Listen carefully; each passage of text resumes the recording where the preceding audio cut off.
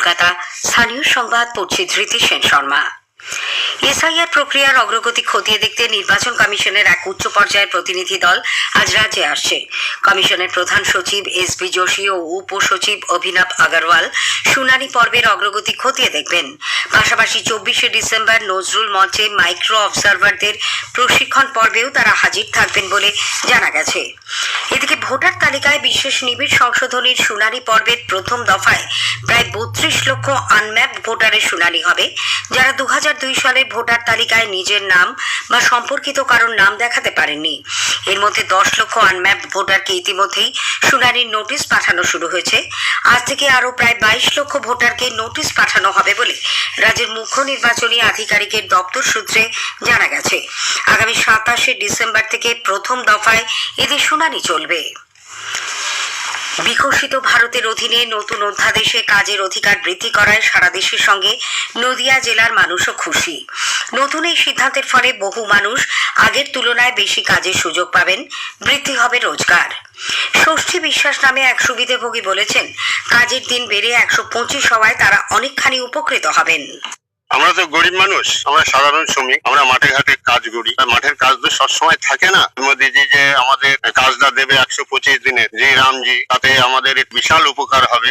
সংসারে ধরেন গরিব মানুষ আমরা কাজটা পেলে আমরা একটু ভালো থাকবো। বয়স্ক বাবা মা আছে, কিন্তু আগে যে কাজকর্ম ছিল তাতে তো কাজকর্ম হতো না। দেখা গেল বছরে 10 দিন কাজ করলো, করে দেখা গেল যে এই পয়সাটা ছিঁড়ে কেটে দিত। বিকশিত ভারত অভিযানের অঙ্গ হিসেবে আগামী 27শে ডিসেম্বর এ রাজ্যে উৎকর্ষ উদ্যমী সমাগম সম্মেলনের দ্বিতীয় পর্বের আয়োজন করা হয়েছে। আইআইটি খড়গপুর, সহকার ভারতী, স্বদেশী জাগরণ মঞ্চ এবং বেঙ্গল ফার্স্ট ফাউন্ডেশন ও ইকোসিস্টেম ডিজিটাল ইন্ডিয়ার যৌথ উদ্যোগে খড়গপুর আইআইটিতে এই সম্মেলন হবে। উত্তর 24 পরগনার সন্দেশখালীর ন্যাজাটে শেখ শাহজাহান মামলার প্রধান সাক্ষী ভোলানাথ ঘোষের গাড়িতে ধাক্কা দিয়ে হত্যার চেষ্টার ঘটনায় মূল অভিযুক্ত ট্রাক চালক আলিম মোল্লাকে 9 দিনের পুলিশ হেফাজতে পাঠানো হয়েছে।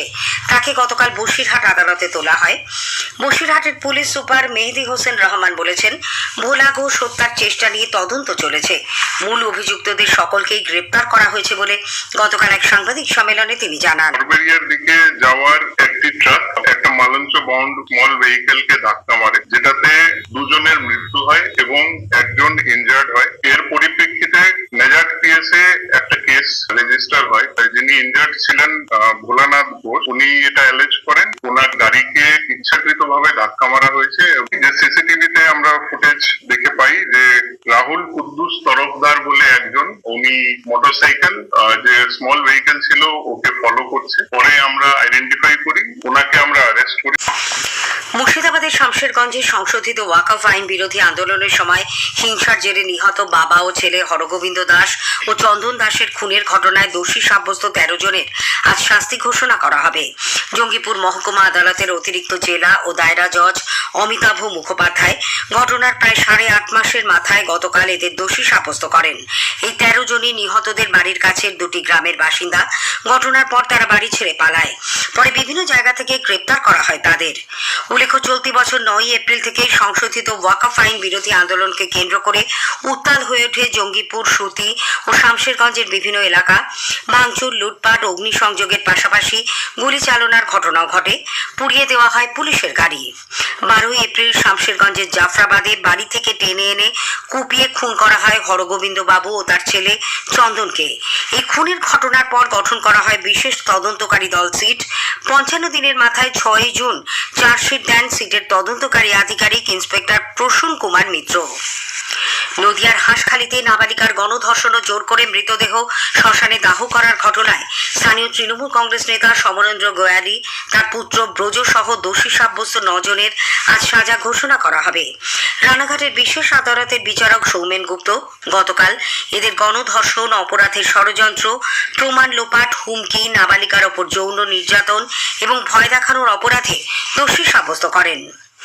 ভারত বাংলাদেশ সীমান্তে প্রায় 181 কিলোমিটার এলাকায় বেড়া দেওয়ার পদক্ষেপ নিয়ে কলকাতা হাইকোর্টে রিপোর্ট জমা দিয়েছে রাজ্য সরকার। কেন্দ্র এজন্য অর্থ বরাদ্দ করলেও রাজ্য জমি অধিগ্রহণ করে বলে মামলা দায়ের করা হয়। শান্তিনিকেতনে আজ শুরু হচ্ছে ঐতিহ্যবাহী পৌষ মেলা। এবারের পৌষ মেলার মাঠে বিশ্বভারতীর রবীন্দ্র ভবনের উদ্যোগে এক অনন্য প্রদর্শনীর আয়োজন করা হয়েছে।